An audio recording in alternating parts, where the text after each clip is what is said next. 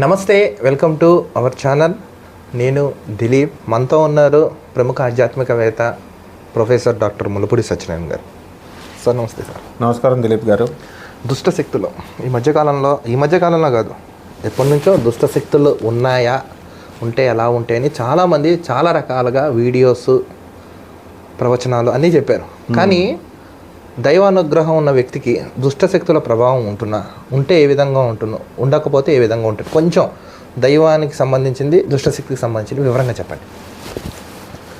మనకి 14 లోకాలు ఉన్నాయి.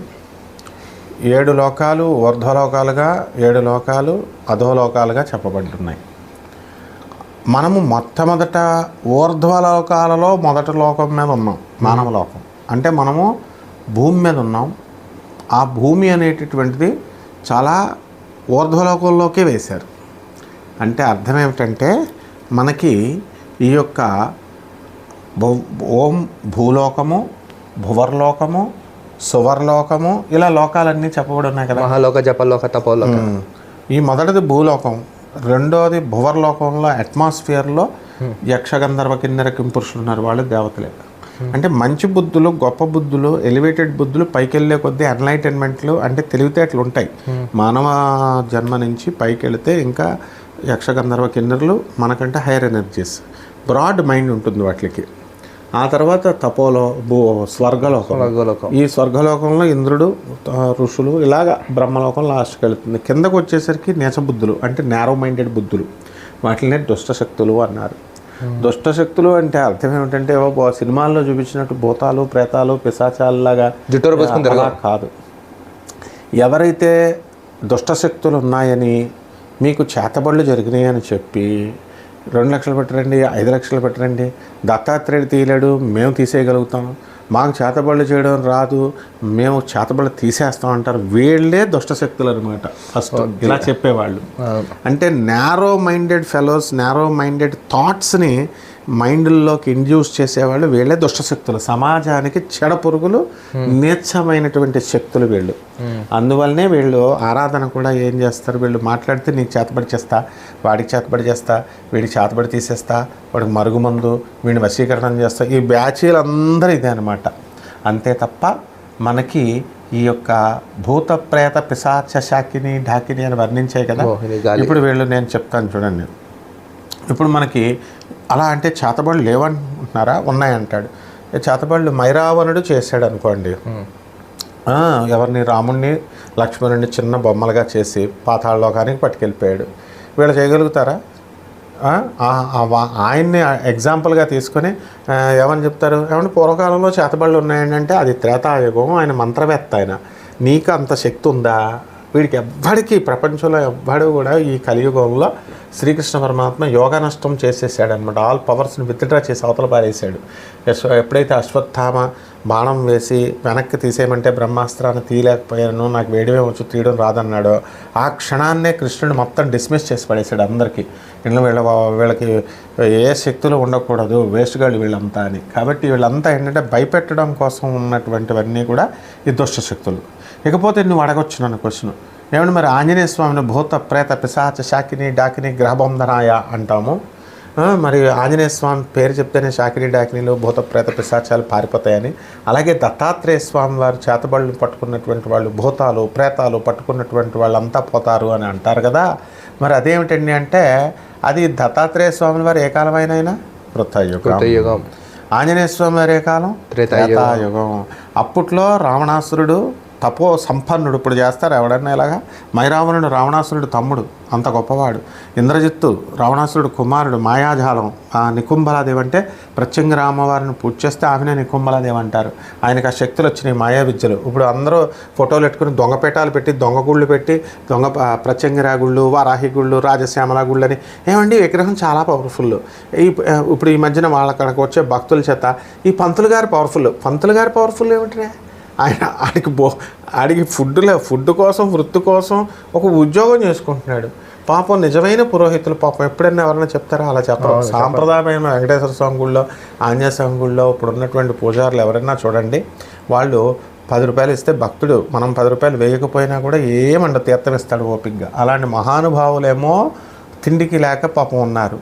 ఇలాంటి దౌర్భాగ్యపు వెధవలందరూ కూడా వారాహి పీఠాలు, దొంగ పీఠాలు అనమాట, ప్రత్యంగరా పీఠాలు, రాజశ్యామల పీఠాలని పెట్టడం, ఒక రాయిని విగ్రహం కింద చేసుకొచ్చి, విగ్రహం చాలా పవర్ఫుల్, వీడి బొంద పవర్ఫుల్ విగ్రహమా, పరమాత్మ తత్వాన్ని, అమ్మవారి తత్వాన్ని పూజ చేయాలి.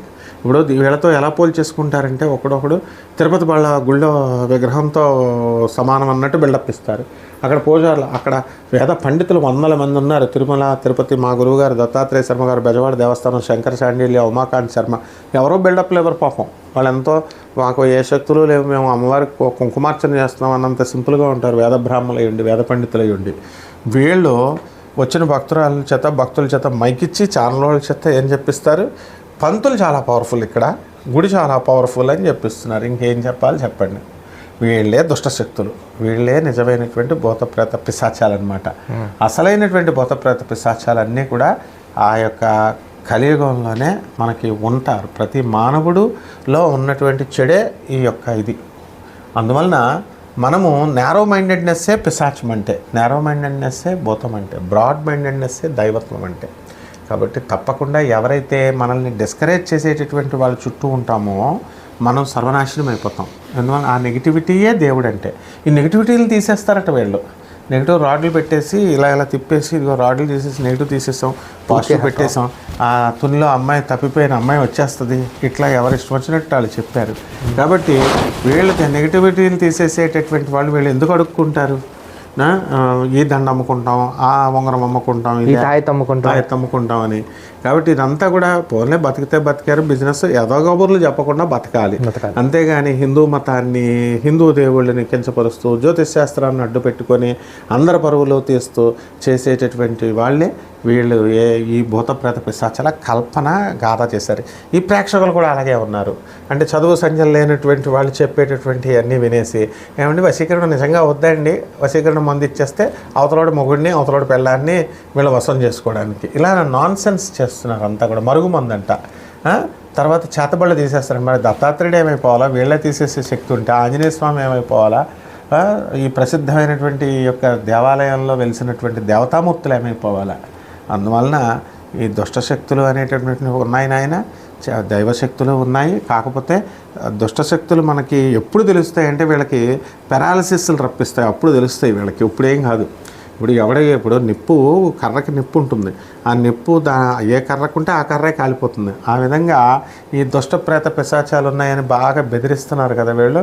అది కొంతకాలానికి యూనివర్స్ ఏం చేస్తుందంటే వాళ్ళు చెప్పిన భావన నిజాన్ని చేస్తుంది. థింగ్స్ అవి ఏమవుతాయంటే థింగ్స్ బికమ్ ట్రూ అనమాట. థాట్స్ ఆర్ థింగ్స్ అవుతాయి. సో అప్పుడు నిజంగానే వీళ్ళు నమ్ముకున్నటువంటి భూతప్రేత పిశాచాలను అవతలాన్ని బ్లాక్మెయిల్ చేయడం కోసం చెప్పినటువంటి శక్తి నెగిటివ్ శక్తిగా ఉంచి వీళ్ళని కబలిస్తుంది. అందువల్లనే వీళ్ళెవ్వరూ కూడా ఈ ఫీల్డ్లో ఇలా చెప్పిన వాళ్ళెవ్వరూ కూడా లాస్ట్ వరకు బతకరు. హార్ట్ అటాక్లు, పెరాలసిస్లు వచ్చి మధ్యలో పోడాలి, తాత్కాలిక ఇవన్నీ కూడా. అండ్ దైవాన్ని నమ్ముకున్నటువంటి వాళ్ళు శాశ్వతంగా ఎక్కువ ఉంటారు.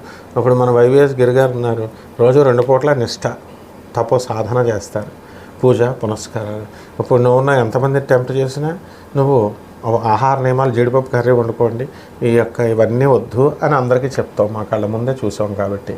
అంటే మీతో స్నేహం చేయడం వల్ల ఏమవుతుందండి, పాజిటివ్ ఎనర్జీ వస్తుంది, అవతల వాళ్ళ యొక్క అవలక్షణాలు కూడా పోతున్నాయి. అదే దైవశక్తి అంటే.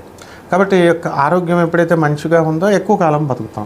వీళ్ళు ఏం చేస్తున్నారు, ఎంతసేపు మహానుభావుడు ఉన్నాడు, ఎవడన్నా కొత్తగా పెళ్లి చేసుకుని వెళ్తే గుట్టుకుమంటారంటాడు, లేకపోతే విడిపోతారంటాడు. చూసాం కదా, వేడి చచ్చిపోతాడంటాడు, ఈ వారంలో మొత్తం జలప్రళయాలు వస్తే 7 కోట్ల మంది చచ్చిపోతారంటాడు, ఆ హీరో చచ్చిపోతాడంటాడు, ఈ హీరోయిన్ చచ్చిపోద్ది అంటాడు, ఈ వారంలో ఈ ముఖ్యమంత్రి చచ్చిపోతాడు ఒక రాష్ట్రంలో. ఇలా టైటిల్స్ పెడుతున్నారు, తమ్నైల్స్ పెడుతున్నారు.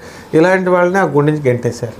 ఇలా నెగిటివ్గా చెప్పేటటువంటి వాళ్ళు ఎప్పటికైనా నెగిటివ్గానే అంతమవుతుంది. వాళ్ళు కూడా అంతం కాకూడదనే ఉద్దేశంతో దైవ సాధన చేయమన్నారు. అందువల్లనే ఏమని చెప్పారంటే పెద్దలు, ఎవరైతే నీచశక్తులు, క్షుద్రశక్తులు నమ్ముకుంటారో వాళ్ళు నాశనం అవుతారు. ఎప్పటికైనా దైవశక్తిని నమ్ముకుని గాయత్రిని నమ్మకం చేసుకుంటే వీళ్ళు పైకి వస్తారు. కాబట్టి క్షుద్రశక్తులు వద్దు అని ఎందుకు అన్నారనమాట. అంతేగాని ఎక్కడో దుష్టశక్తులు సినిమాల్లో అవి చూపిస్తారు, దయ్యాలు భూతాలు అలా వచ్చినాయి, అవి చూసి మన వాళ్ళు నిజం అనుకుంటారు. ఇంతేనా.